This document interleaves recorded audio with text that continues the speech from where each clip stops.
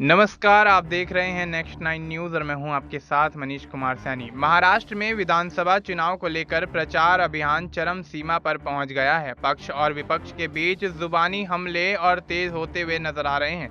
इस बीच उद्धव ठाकरे के बेटे और शिवसेना यूबीटी नेता आदित्य ठाकरे ने प्रधानमंत्री नरेंद्र मोदी को घेरते हुए भारतीय जनता पार्टी पर महाराष्ट्र को लूटने का आरोप लगाया है। इसके साथ ही राज्य में महाविकास अघाड़ी की सरकार बनाने का भी दावा कर दिया है।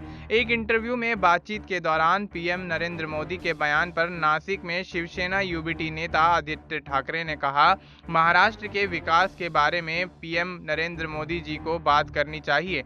जो कंपनियां महाराष्ट्र के लिए थीं उसे गुजरात क्यों ले गए, इस बारे में भी मोदी जी को जवाब देना चाहिए। उन्होंने आगे कहा, महाराष्ट्र की जनता हमारे साथ है, महाविकास अघाड़ी की जीत होगी। प्रधानमंत्री नरेंद्र मोदी को इतिहास के पन्नों में उलझाने के बजाय यह जवाब देना चाहिए कि बीजेपी ने महाराष्ट्र को क्यों लूटा। हो सकता है कि वे इतिहास के पन्नों में व्यस्त हों, लेकिन महाराष्ट्र भविष्य की ओर देख रहा है। बीजेपी महाराष्ट्र के बारे में बुरा सोचती है। महाराष्ट्र बीजेपी को नकार देगा, वह केवल एमवीए को ही स्वीकार करेगा। प्रधानमंत्री नरेंद्र मोदी ने शुक्रवार को महाराष्ट्र के धुले में चुनावी रैली को संबोधित किया। इस दौरान उन्होंने महाविकास अघाड़ी पर जमकर निशाना साधा। उन्होंने कहा, महाविकास अघाड़ी की गाड़ी में न पहिए हैं और न ही ब्रेक हैं, लेकिन ड्राइवर के लिए झगड़ा हो रहा है।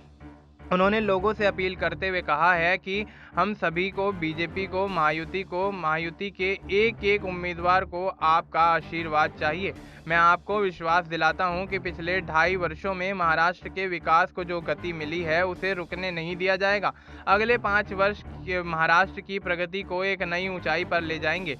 महाराष्ट्र को जिस सुशासन की जरूरत है वह महायुति सरकार ही दे सकती है। आपको साथ ही ये भी बताते चलें कि महाराष्ट्र में 288 विधानसभा सीटों पर 20 नवंबर को मतदान किया जाएगा, जबकि 23 नवंबर को मतों की गिनती होगी और उसके बाद सरकार का ऐलान होगा। और ऐसे में देखना यही दिलचस्प होगा कि महाराष्ट्र में मौजूदा महायुति की सरकार वापसी करती हुई नजर आती है या फिर एमवीए जिस तरह से बड़े बड़े दावे करता हुआ नजर आ रहा है। एमवीए गठबंधन अपनी जीत सुनिश्चित करेगा और महाराष्ट्र में सरकार बनाता हुआ नजर आएगा। फिलहाल आपको इस मुद्दे पर क्या कुछ लगता है, आप अपनी राय हमें कमेंट करके बता सकते हैं। बाकी देश और दुनिया से जुड़ी तमाम जानकारी के लिए आप देखते रहिए नेक्स्ट 9 न्यूज़।